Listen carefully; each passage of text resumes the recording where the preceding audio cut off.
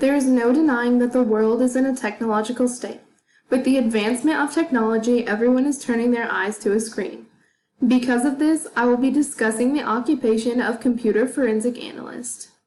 In this presentation, we will learn about the occupation as a whole while focusing on the skills needed, their duties, salary, employment projections, and what it actually means to be a computer forensic analyst.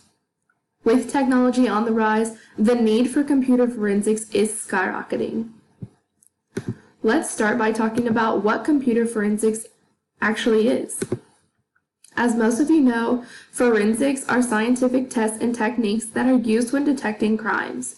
So, a computer forensic analyst is someone that gets all of the information off of computers, cell phones, CDs, and other storage devices using special tests and techniques. Most of the time, computer forensic analysts work for law enforcement, so the data found is often used as evidence in criminal prosecutions. In order to become a computer forensic analyst, you have to go to college and graduate with a bachelor's degree in computer science, information systems, computer forensics, or criminal justice. Some employers even prefer candidates that have their master's degree. Aside from schooling, it's almost impossible to find a job as a computer forensic analyst if you have not participated in an internship and taken some type of certifications. Employers look for someone that already has experience working with computer forensics, so it would definitely be a great idea to find an internship or a co-op while finishing your degree. Also, most companies require computer forensic analysts to have certain license and certifications. According to the Certified Computer Examiner's website, the CCE certification is becoming very prevalent, with a number of companies and government agencies requiring their computer forensic analysts to have the certification in order to hold their position. The purpose of the CCE is to certify computer forensic examiners based on their knowledge and practical examination skills and their abilities to relate to the practice of digital forensics, while also setting high forensic and ethical standards for computer forensic examiners. The GIAC certification is also among the most popular certifications you can get. According to the GIAC website, the GIAC offers more than 30 specialized information security certifications for specialized job duties. It targets job-based skills rather than a one-size-fits-all approach that most certifications offer. This certification process validates the specific skills that a security professional and developers need, with standards established on the highest benchmarks in the industry. Next, we will learn about the skills you will need as a computer forensic analyst. There are three main skills that are essential for being successful in this field: technological skills, analytical skills, and communication skills. Because you will be working with computers almost every day, technological skills are extremely important. Employers want to hire someone that is capable of working with different operating systems, performing data retrieval, working with forensic tools, and that knows how to provide basic IT support. All of these are necessary for a variety of devices and operating systems.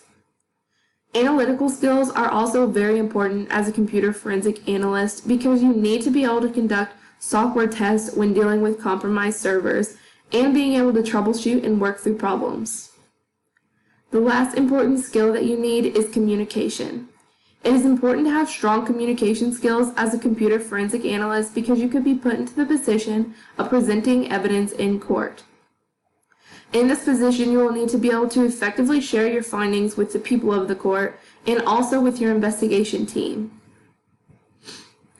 As a computer forensic analyst, you also have three main duties: gather digital information, investigate computer systems, and present correct information.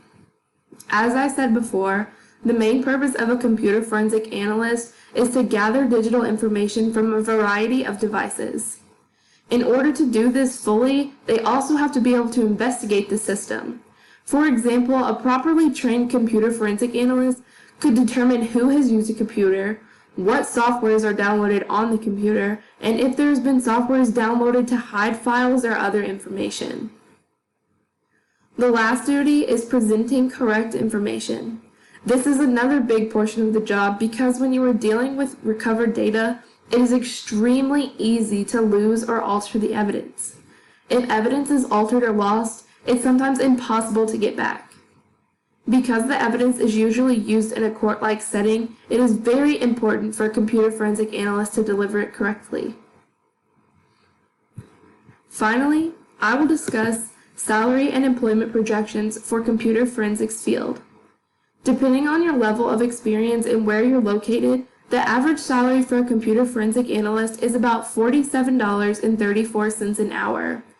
This translates to about $98,470 annually. The lowest 10% of forensic analysts earned a salary of nearly $56,000, while the upper 10% earned about $154,000 annually.